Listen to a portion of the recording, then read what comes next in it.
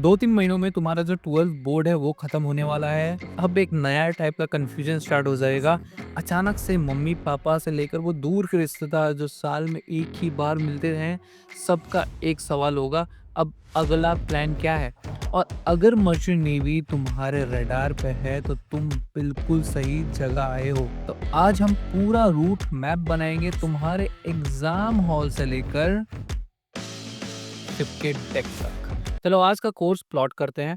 सबसे पहले देखेंगे बोर्ड्स के तुरंत बाद वाला क्रेजी फेस, फिर नेविगेट करेंगे आईएमयू सीटी, उसके बाद समझेंगे स्पॉन्सरशिप नाम का गोल्डन टिकट कैसे मिलता है और देखेंगे 1 साल का ट्रेनिंग ग्राइंड कैसा होता है, सारा पेपर वर्क एंड पेशेंस को देखेंगे और फाइनली बात करेंगे वेटिंग पीरियड की रियलिटी की। Alright, let's set set. तो सबसे पहले है वो बोर्ड्स के बाद वाली रेस, और मैं सीरियसली बोल रहा हूँ ये रेस ही है।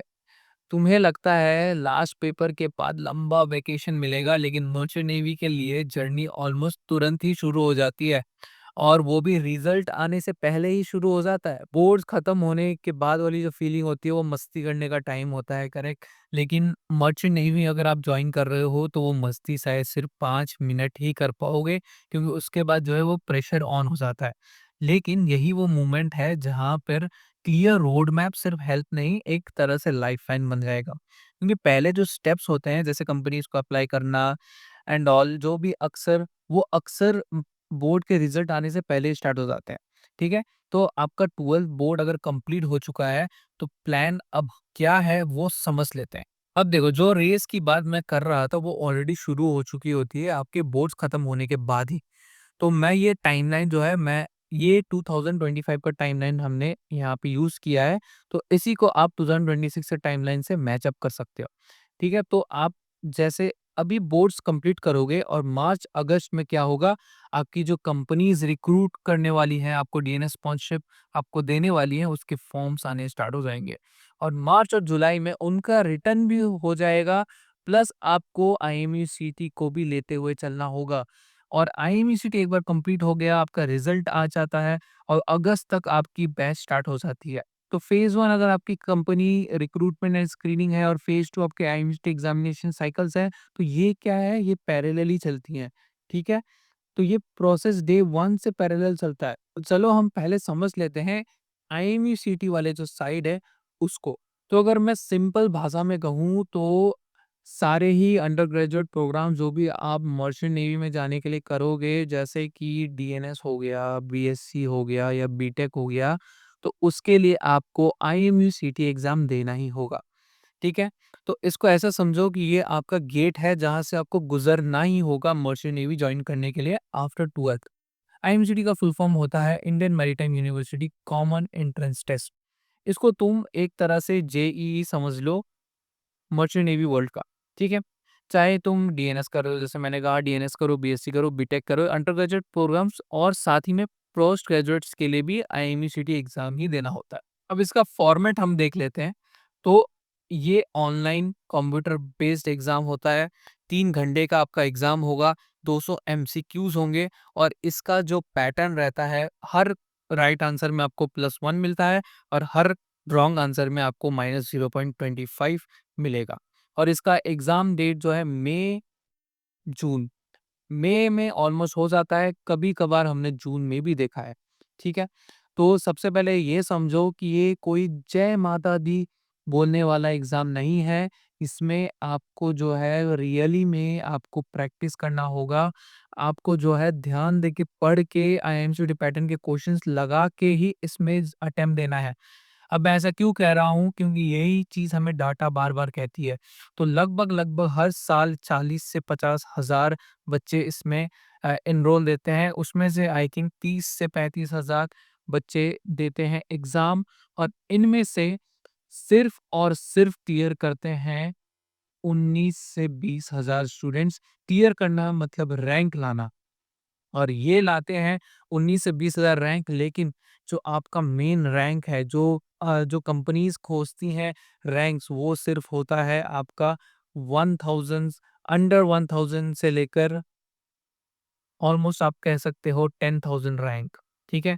तो देखो 40-50 से घटकर डायरेक्ट 1000 से 10,000 बच्चे ही जो है डीएनएस स्पॉन्सरशिप अपना 1 साल में टारगेट पूरा कर लेते हैं। इसलिए मैं बार-बार बोलता हूँ सारी स्टूडेंट्स को कि ये जय माता दी वाला एग्ज़ाम नहीं है, इसको सीरियसली प्रैक्टिस करो, इसको सीरियसली लो। अब गुड न्यूज़ ये है कि सिलेबस वही है जो तुम पिछले 2 साल से पढ़ रहे हो।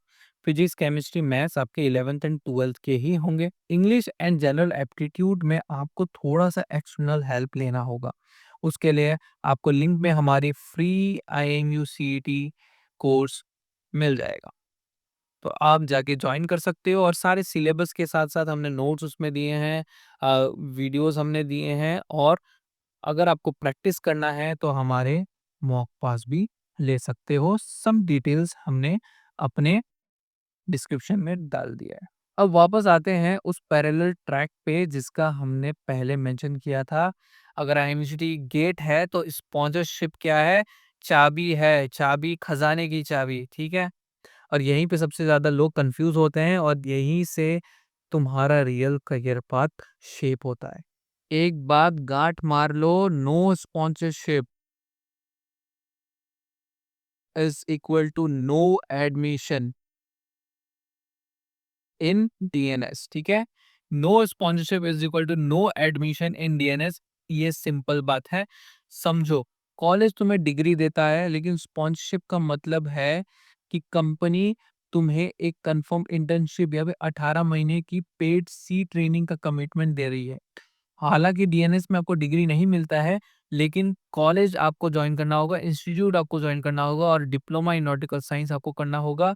और ये 1 साल के कोर्स के बाद कंपनी जो स्पॉन्सरशिप आपको दे रही है, वो गारंटी कर रही है कि आपका जो 18 मंथ का सी टाइम ट्रेनिंग आपको कंप्लीट करना है एज़ अ कैडेट, वो वही कंपनी करवाएगी। मतलब जॉब आपका पहले ही सिक्योर्ड है। जब तक ये गारंटी लेटर जो स्पॉन्सरशिप लेटर नहीं होता, कॉलेज तुम्हें अंदर आने ही नहीं देगी। अब ये स्पॉन्सरशिप जो प्रोसेस है वो कोई एक सिंगल चीज़ नहीं है, ये कोई एक सिंगल इवेंट नहीं होता है, ये एक पूरा मैराथन है। क्या है?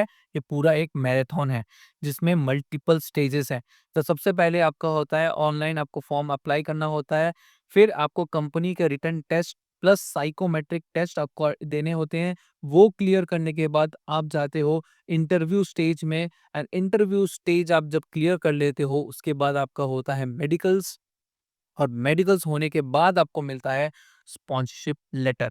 मेरा बेस्ट एडवाइस यही रहता है कि आप एक कंपनी या 2 कंपनी में अप्लाई मत करो, 8 या 10 कंपनीज़ में अप्लाई करो, जैसे कि Anglo ocean, fleet management, MSc, synergy, बहुत सारी कंपनीज़ है, सब में अप्लाई करो, सबके लिए अगर एलिजिबल हो तो।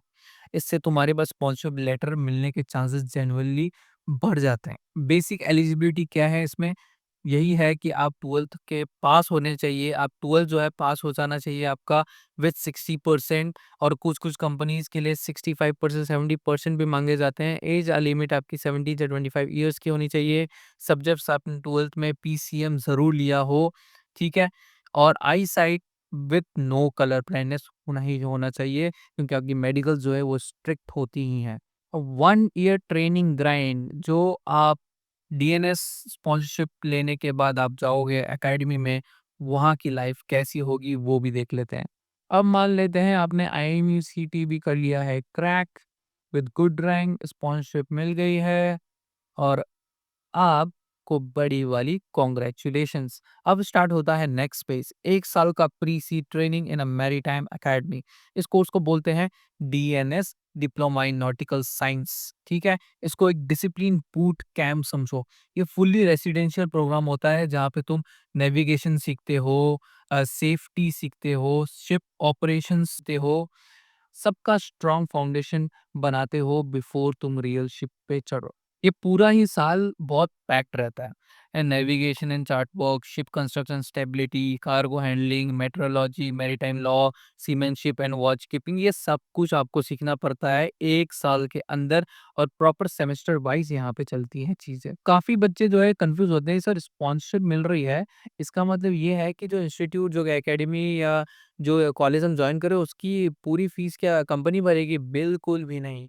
यहाँ पे कॉलेज की फीस आपको भरनी पड़ सकती है 2.7 लाख से 9.9 लाख तक। 2.7 लाख मैं कैसे बोल रहा हूँ? वो बोल रहा हूँ स्कॉलरशिप के थ्रू। अब देखो स्कॉलरशिप एंड स्पॉन्सरशिप दोनों वर्ड्स में डिफरेंट हैं, प्लस इसमें ज़मीन आसमान का अंतर है। स्पॉन्सरशिप मतलब आपको यहाँ पे मिल रही है जॉब, जॉब गारंटी आपको मिल रही है, और स्कॉलरशिप मतलब होती है आपके जो परसेंटेज या फिर आपके पीछे परसेंटेज जो एक्सेप्शनली वेल आए होंगे या आप स्टडीज़ में बहुत अच्छे हो, तो आपको कॉलेज प्रोवाइड करती है कुछ कंसेशंस, कुछ फीस में कंसेशंस। तो अगर आप उस टाइप के स्टूडेंट्स हो तो आप यहाँ पे जो है 2.7 लाख तक का भी बचत करके उतने में ही आप अपना 1 साल का डीएनएस कंप्लीट कर सकते हो।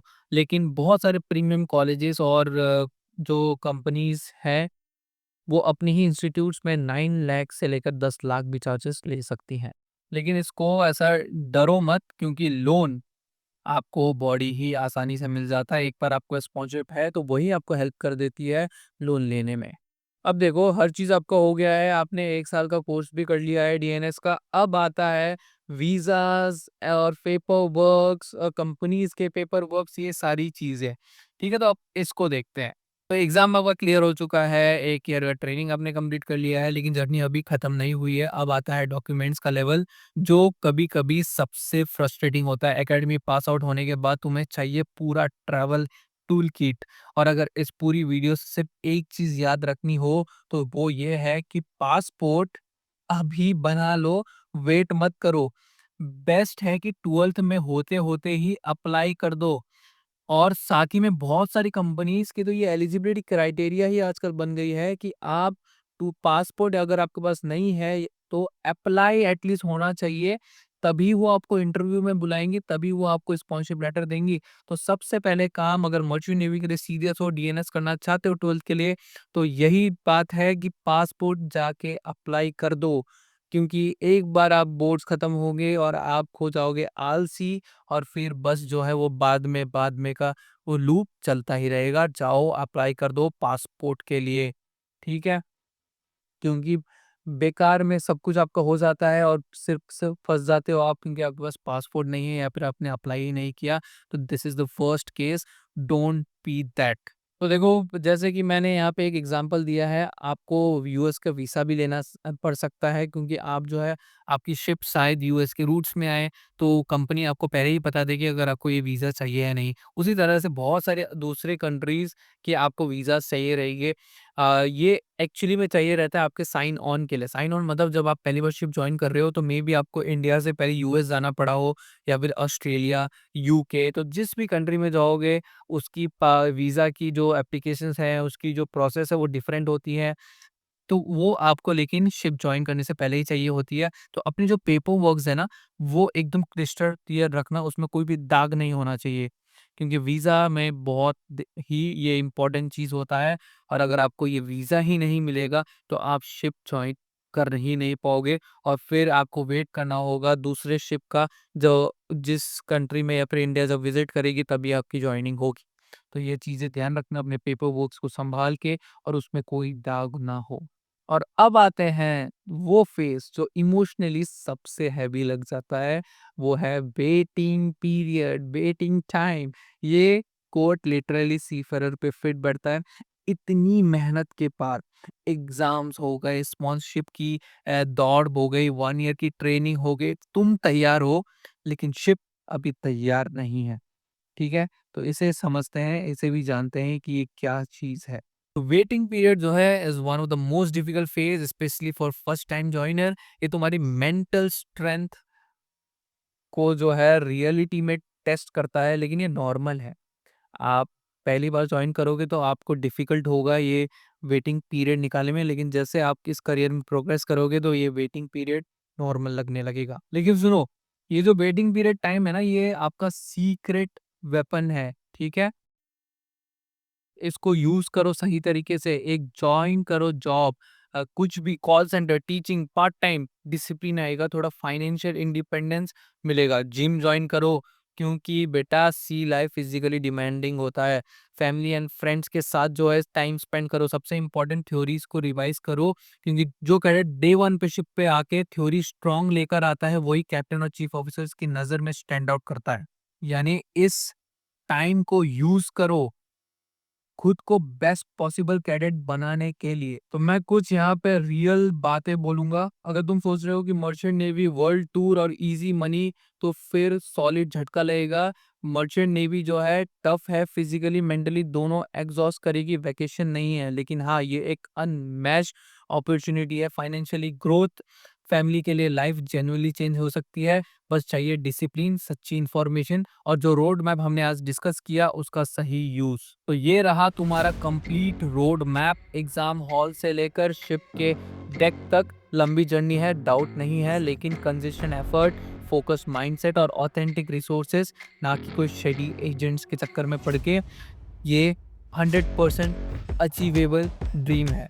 तो रिसर्च जल्दी स्टार्ट करो, अपनी प्रिपरेशन जल्दी स्टार्ट करो और रेडी हो जाओ अपनी लाइफ का स्टीयरिंग व्हील खुद हाथ में लेने के लिए। और चेकआउट करना मत भूलना, डिस्क्रिप्शन में फ्री आईएमसीटी कोर्स है और हमारे आईएमसीटी मॉक पास को ज्वाइन करो अगर अंडर 1000 रैंक लाना चाहते हो आईएमयूसीटी 2026 में। तो